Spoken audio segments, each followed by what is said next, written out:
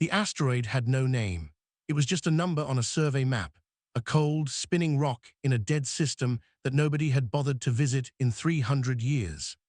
Ryan Cole was only there because his sensor array picked up a heat reading that did not match anything in the geological database, and Ryan was the kind of person who could not leave an unexplained number alone.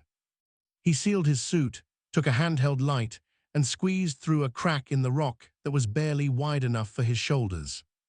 Inside, the asteroid was hollow. The chamber was not natural. The walls were cut smooth and covered in carved symbols that Ryan did not recognize, though something about the geometry of them made the back of his neck prickle. In the center of the chamber sat a platform made of a dark stone that was not asteroid rock.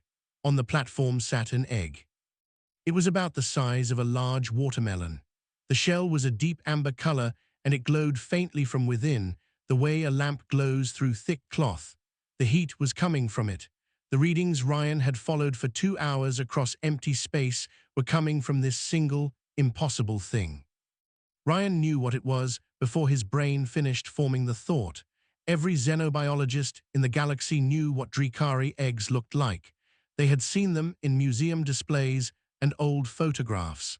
The Drikari had been extinct for 400 years. He stood there for a long time, not moving. Then the egg cracked. It did not happen slowly. One moment the shell was whole, and the next there was a jagged line running down the center, and then the top simply broke open and something pushed through.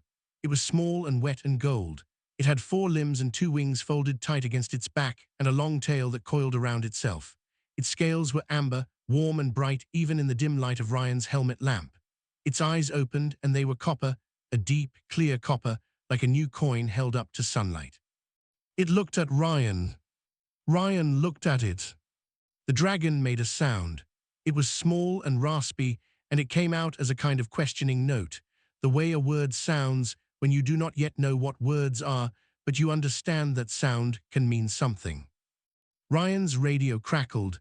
It was Darrow, the captain of the Steadfast, parked 3 kilometers out. "Cole, you've been quiet for 20 minutes. Talk to me." "I found something," Ryan said. "What kind of something?" Ryan watched the dragon try to stand on legs that were not yet sure of themselves. It wobbled. It looked up at him again. It made the sound again. "I'll explain when I'm back," Ryan said, and switched off his radio. He took off his outer glove and reached out his bare hand. The dragon sniffed it. Then it pressed its face against his palm and made a different sound, lower, steadier, a settling sound, like something that had been waiting finally stopped waiting. Ryan brought it back to the Steadfast inside a specimen case with the heating element set to maximum. He told Darrow he had found an unusual mineral formation worth further study.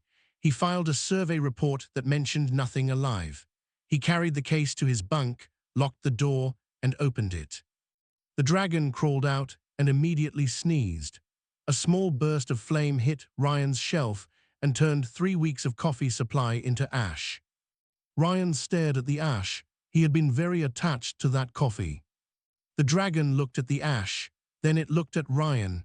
It made a sound that was almost certainly not an apology. "Okay," Ryan said, "here are the rules." The dragon blinked its copper eyes. "No fire inside the ship unless it's an emergency. You sleep on the bunk, not on the equipment, and you do not go near the engine room." He paused. "I don't actually know if you understand any of that." The dragon turned in a small circle, lay down on his pillow, and closed its eyes. Ryan sat on the edge of the bunk for a long time. He thought about reporting it. He thought about what the Galactic Council would do with the last living Drikari. He thought about the word preservation and all the cold, clean, bureaucratic weight that word carried. He reached over and turned off the light. In the dark, the dragon's scales gave off a faint amber glow. It was warm. The ship felt less empty than it had that morning. Ryan decided he would think about reporting it tomorrow. He did not report it tomorrow either. 3 months after Ryan carried a dragon onto the Steadfast in a specimen case, the dragon was the size of a large dog, understood around 200 words in galactic standard, and had strong opinions about where she was allowed to sit. The answer, it turned out, was everywhere. Her name was Clea. Ryan had not planned to name her. Then he had watched her spread her wings for the first time in the cargo bay, and the violet membranes had caught the overhead lights, and he had said the word without thinking. She had looked at him. She had kept the name. The crew knew. Crews always know. Neva, the ship's doctor, had found out in the first week when she smelled burning and followed it to Ryan's bunk. She had stood in the doorway looking at the dragon for a very long time. "Ryan," she had finally said. "I know," he said. "Is that a Drikari?" "I know." Neva had then sat down on the floor, pulled out her medical scanner, and started taking readings. She was angry and curious in equal parts, and the curious part won, as it always did with her. Ren, the pilot, found out because Clea walked onto the bridge and sat on the navigation console, and Ren nearly steered them into a moon. After that, Ren thought Clea was the best thing that had ever happened to the Steadfast and started teaching her card games. Darrow found out last, because he was the captain and nobody wanted to tell the captain. When Ryan finally did, Darrow had said nothing for 45 seconds, which was the longest Ryan had ever heard him be quiet. Then Darrow said, "Did you file a guardianship form?" Ryan had not filed a guardianship form. He did not know there was a guardianship form. Neva found it 3 days later, an old council statute designed for xenobiologists who took custody of critically endangered creatures during field research. Nobody had ever used it for a sentient being. Nobody had thought they would need to. Ryan filed it anyway. It was 6 days after the filing that Admiral Sova arrived. Her ship came out of FTL without warning and hailed the Steadfast on the official council channel. 2 more warships appeared behind her. Sova herself appeared on screen, tall, 4-armed, covered in silver-white feathers that lay flat with authority. She had the kind of face that had said no to a great many things over a very long career. "Xenobiologist Cole," she said, "you will surrender the Drikari organism to council custody immediately." "She's not an organism," Ryan said. "She has a name."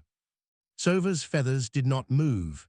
The Drikari, as a founding species of the Galactic Council, fall under council jurisdiction. Your guardianship filing does not supersede council law. "I'd like to see the specific statute that says that."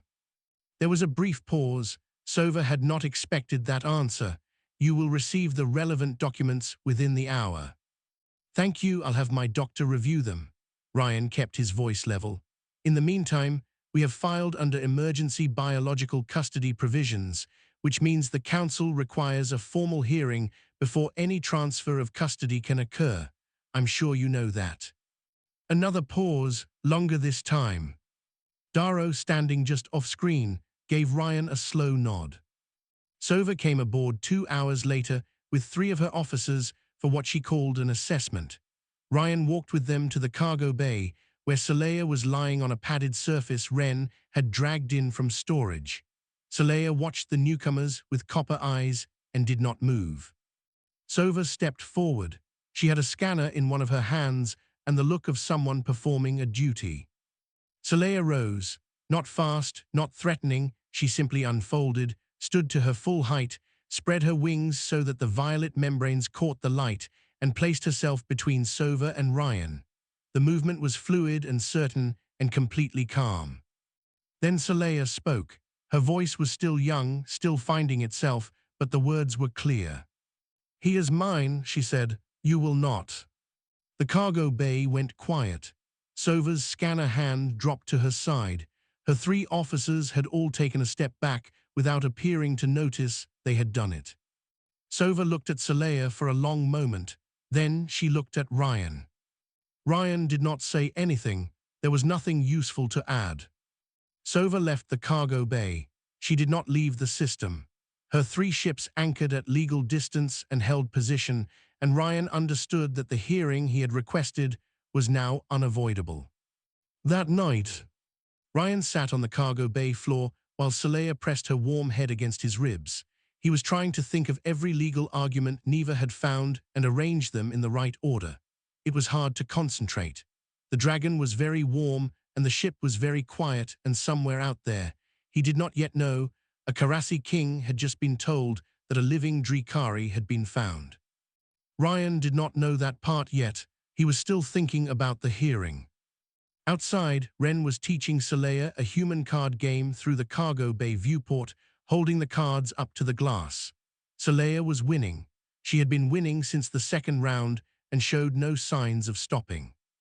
6 Karathi warships came out of FTL without announcement, without warning, and without any of the approach signals required by Council law in neutral space. They dropped in between Sova's fleet and the Steadfast, and for a few seconds, every sensor on every ship in the area was screaming at once. Then all the screens went quiet because Lord Baeron opened a channel to all of them simultaneously, and when Baeron spoke, other people stopped making noise. He was tall even by Karasi standards, six-limbed, his hide a deep green gold that caught the light like old armor, his voice low and measured in the way that very powerful people speak when they have never had to raise their voices. He addressed Ryan by name. He smiled while he did it. Xenobiologist Cole, Baeron said, I am told you are a man of science. I respect that. Let me speak to you plainly. Ryan was standing at the Steadfast's communication console with Clea beside him and Daro directly behind him, arms crossed, saying nothing. The Drikari are sacred to my people, Baeron continued. For 4,000 years, our god texts have promised that a living Drikari would appear to mark the rightful ruler of this galaxy. That moment has now come. I am prepared to honor you generously for your role in this discovery. A new vessel. Colony writes on 3 worlds, your name written into the covenant itself. Ryan said, no. Baeron's expression did not change. You should think carefully. I did, no. A small pause. Mr. Cole, I have 6 warships. Your vessel was designed for asteroid surveys. I am trying to be generous. You're trying to take my daughter, Ryan said. The word came out before he decided to say it. He did not take it back. Baeron was quiet for a moment. Then he began to say something else. He did not finish. Clea stepped fully into the camera's view. She was wolf-sized, amber-scaled, and she looked at Baeron with copper eyes that did not blink. When she spoke, the language that came out of her mouth was not galactic standard. It was not any language she had ever been taught, because no one alive spoke it. Ryan would learn later that it was Old Karasi, the formal dialect used in their oldest texts, unchanged for 4,000 years. Ryan did not understand the words, but he watched Baeron's face change while she spoke, and that told him enough. The gold left Baeron's expression. What replaced it was not fear exactly. It was the look of someone who has built an entire life on a story and has just heard the story told differently by a voice they cannot question. Clea finished speaking. The transmission ended. Baeron cut the channel himself. Sova hailed Ryan 30 seconds later. When she appeared on screen, her feathers were doing something they had not done before, lying flat at the front and raised at the back, which Ryan would later learn was a Vithrani expression of significant recalculation. What did the Drikari say to him? Sova asked. I don't know, Ryan said honestly. She's never spoken that language before today. She told him he was not what was promised. Sova paused. In the original Karathi ceremonial dialect, the precise phrasing that appears in their founding covenant. Another pause.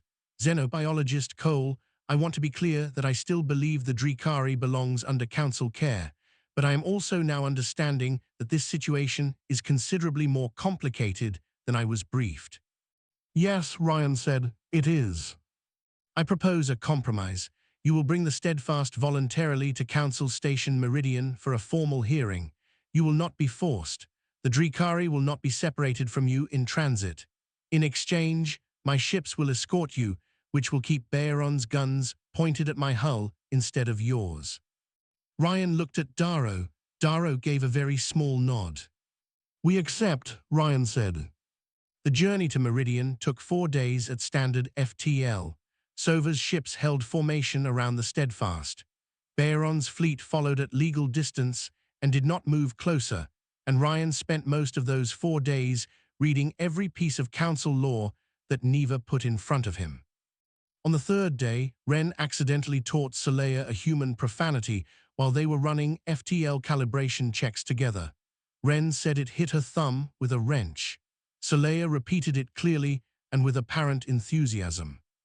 On the fourth day, when Sova hailed them for a formal status update and asked if the Drikari was prepared to appear before the council, Clea leaned into the camera and said the word with complete confidence.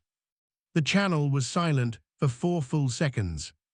"We will see you at Meridian," Sova said, and closed the transmission. Ren went very red. Ryan covered his face with one hand. Dara walked off the bridge without expression and did not come back for 15 minutes, and when he did his eyes were slightly wet at the corners, in a way he did not explain. Clea looked at all of them. She seemed to feel she had contributed helpfully to the situation. Meridian appeared on the forward screen as a silver shape against the stars. The hearing would begin in 6 hours. Ryan had his arguments ready. He had Neva's legal research. He had Dara and Ren and the crew. He also had a dragon who could speak 4,000-year-old ceremonial Karathi by instinct. He thought, for the first time since the asteroid, that they might actually win this. Council Station, Meridian, had a hearing chamber large enough to seat 300 observers, and every seat was full.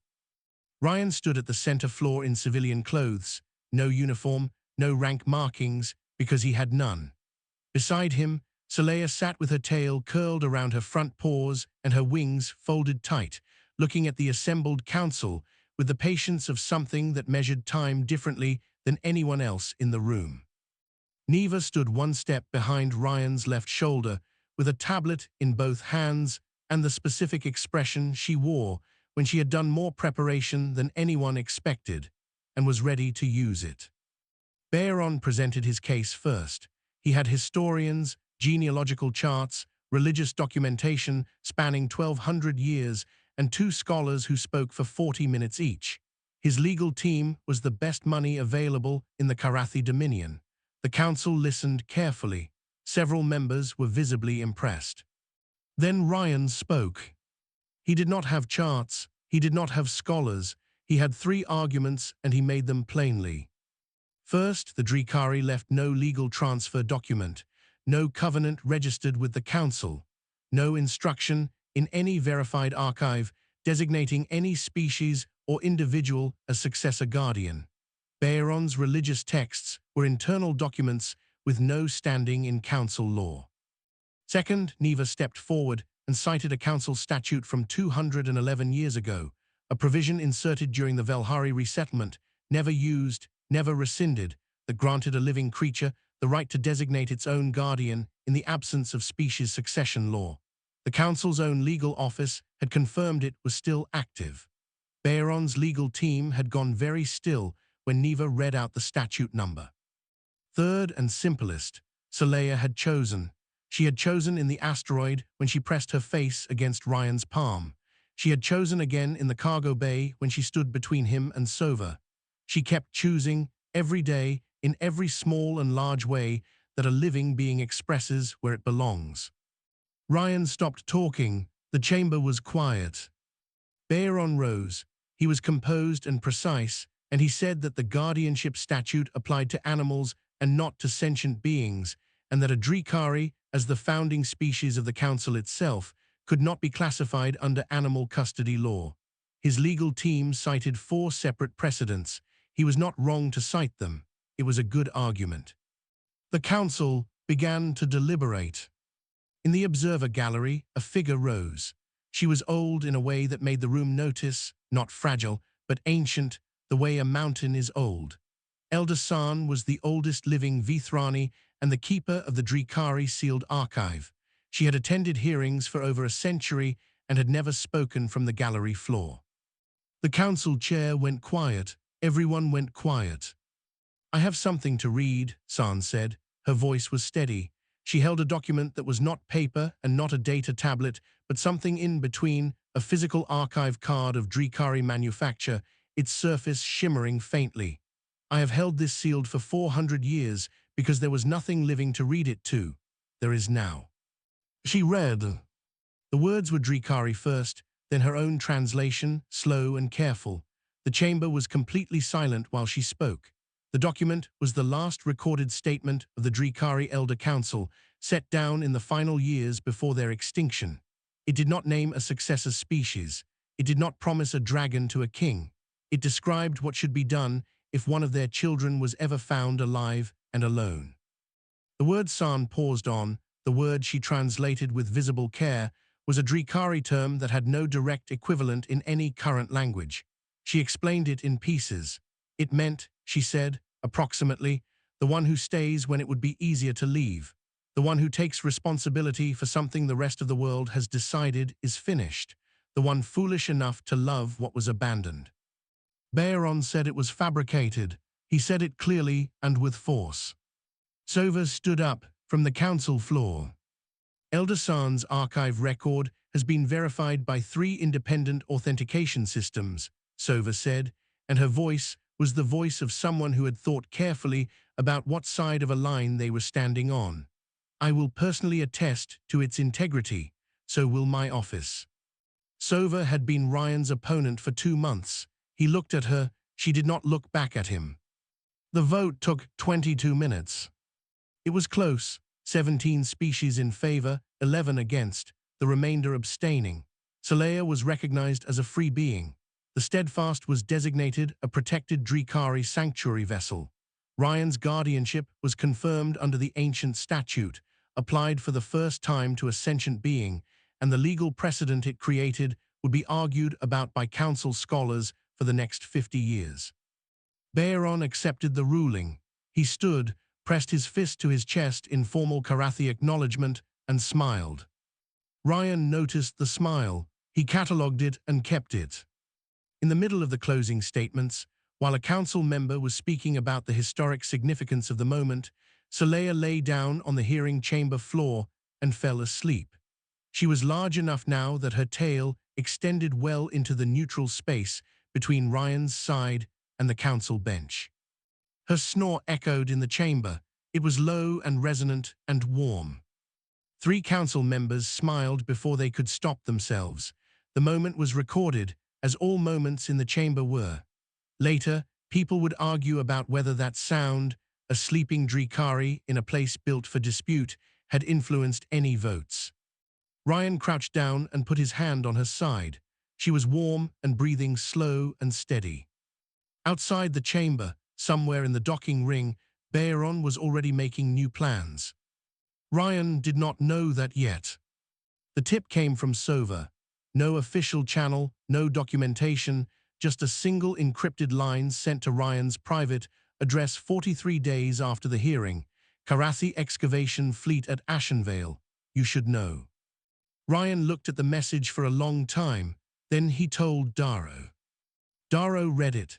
Then he set a new course without asking Ryan to justify it, because Darrow was a man who had been in enough situations to know when justification was a waste of time.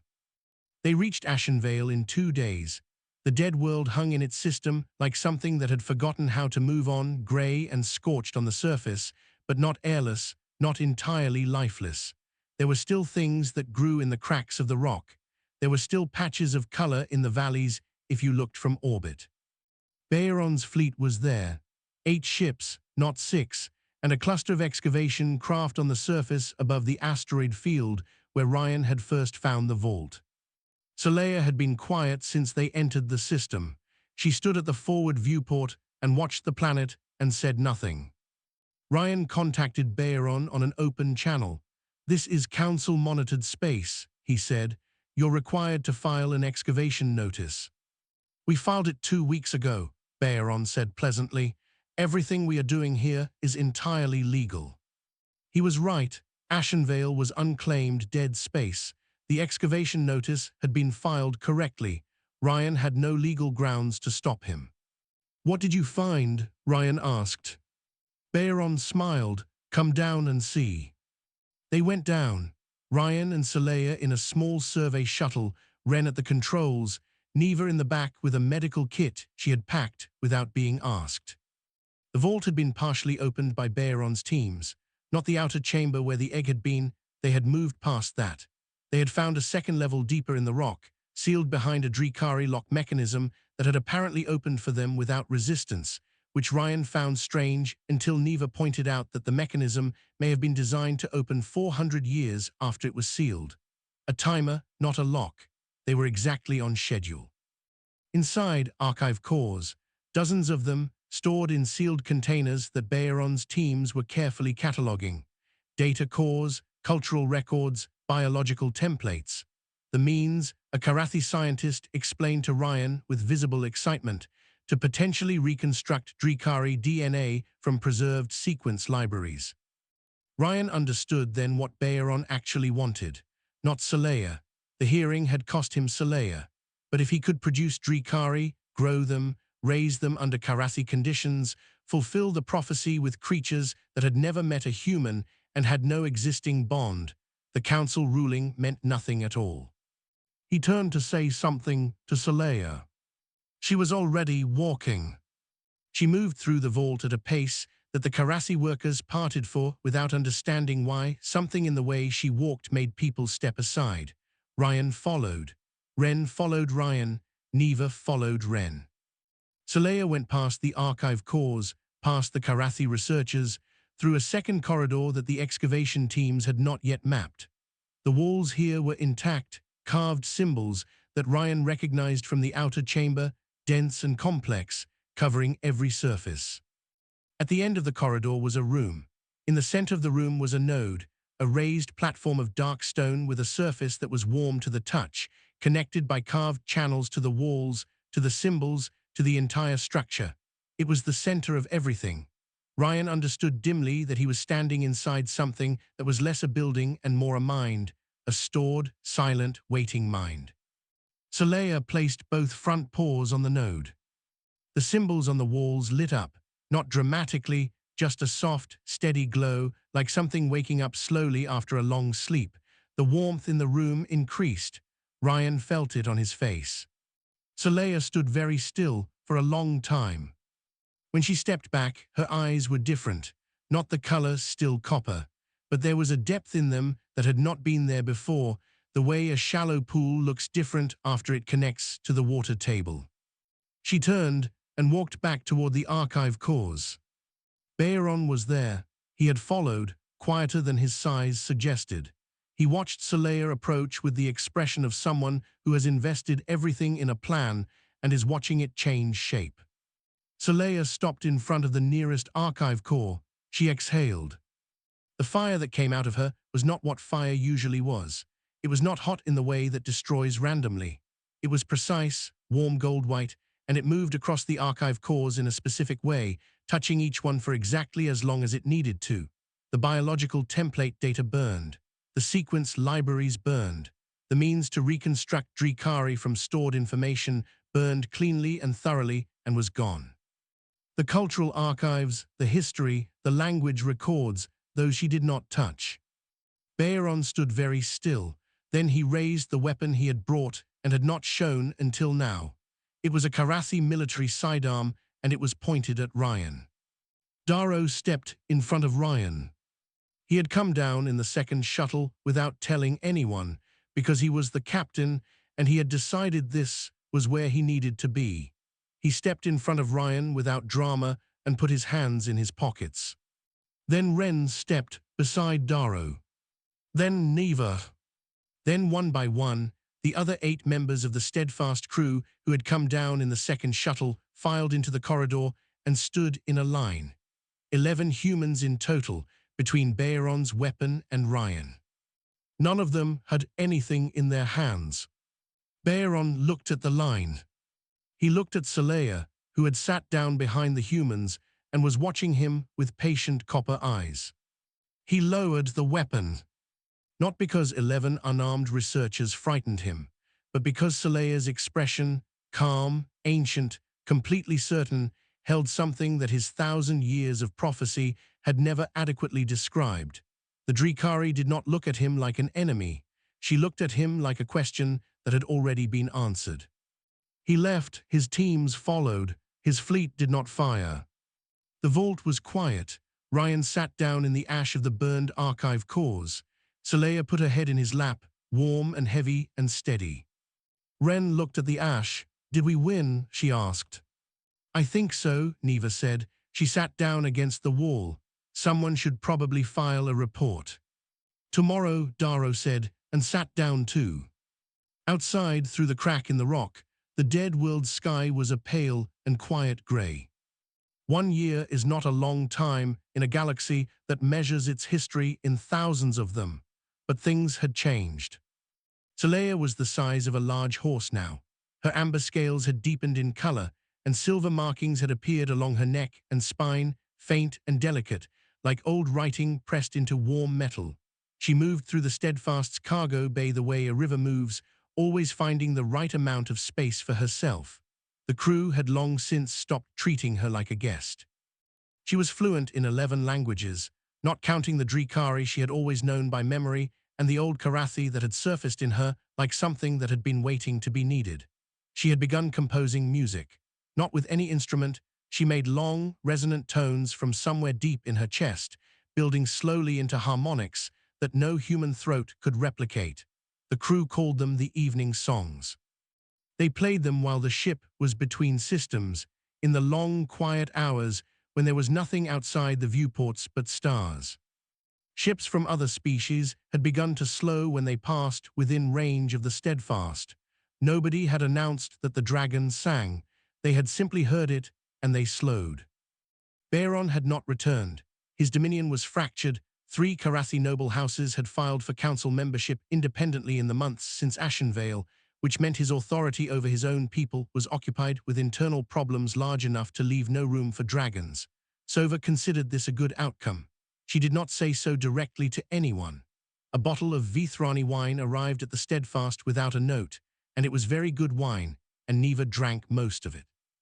Elder San had begun a formal correspondence with Clea. It was the first recorded academic exchange between a living Drikari and a council archivist in 4,000 years. Their letters were long. Ryan had read a few of them with Clea's permission and found them dense with references he needed footnotes for. He mentioned this to Clea. She gave him the patient, copper-eyed look that meant she was deciding whether or not to be kind about his limitations. She was usually kind. "You had good instincts," she said. "The rest is practice." Ryan accepted this because it was true, and there was no useful argument against it. The Steadfast itself had changed in official terms. Its designation now included the words Protected Drikari Sanctuary Vessel, which added 3 layers of council paperwork to everything they filed, and also meant that 6 different species had sent formal requests to visit. Ryan handled these on Clea's behalf for the first 2 months. Then Clea started handling them herself, because she found Ryan's diplomatic language insufficiently direct and rewrote 2 responses before he noticed. She received delegations on her own terms. She sat, they came to her, and she listened. Ryan sat nearby with coffee and stayed out of the way. This was, he had come to understand, precisely what he was supposed to do. He was not her representative. He was not her guardian in the sense of someone who decided things for her. He was the person who had stayed, and staying was the whole of it. On a quiet evening, 391 days after Ryan had followed a heat signature into a hollow asteroid, Clea found him on the observation deck. He was doing nothing, just sitting with his feet up on the console, watching the stars move. The Steadfast was traveling slow between systems because there was no urgency, and because Darrow had decided a slow journey was what the crew needed. Clea settled beside him. Her warmth was considerable. The observation deck had not needed its heating system since she had started using it. She was quiet for a while, then she asked, "Why did you keep me?" Ryan looked at her. "That first day," she said, "in the rock, you could have called the council immediately. You did not." He thought about it properly. He did not reach for the easy answer because Clea would notice if he did. "I don't entirely know," he said. "You were alone, and I was alone, and it seemed wrong to leave you." He paused. "That's all. There wasn't a plan." Clea was quiet for a moment. "That is enough," she said. She folded her wings around him, not to trap him, just to encompass him the way a warm room encompasses a person who has been outside in the cold for too long. The violet membranes filtered the starlight into something softer. They watched the stars together for a long time. The galaxy outside was still complicated. There were still species who looked at Clea and saw a symbol, a resource, a claim. There was still paperwork. There were still politics and old prophecies and powerful people who had not yet finished being wrong about things.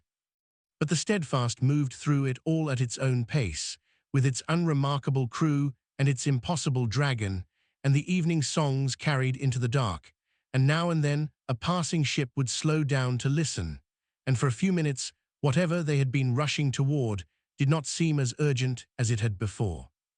Ryan finished his coffee. Clea hummed a low note that resonated in the walls of the ship. Wren's voice came over the intercom. She was on the bridge, doing calibration checks because she liked to have something to do with her hands. "We'll reach the next survey site in about 8 hours, she said. "There's a debris field, probably nothing in it." Ryan looked at Clea. Clea looked at Ryan. "Probably," he said into the intercom. Wren laughed. The channel clicked off. The Steadfast moved on through the quiet dark, and the stars did not end, and there was always something waiting in the next debris field that the maps had not recorded yet. That was, Ryan had decided, exactly the point.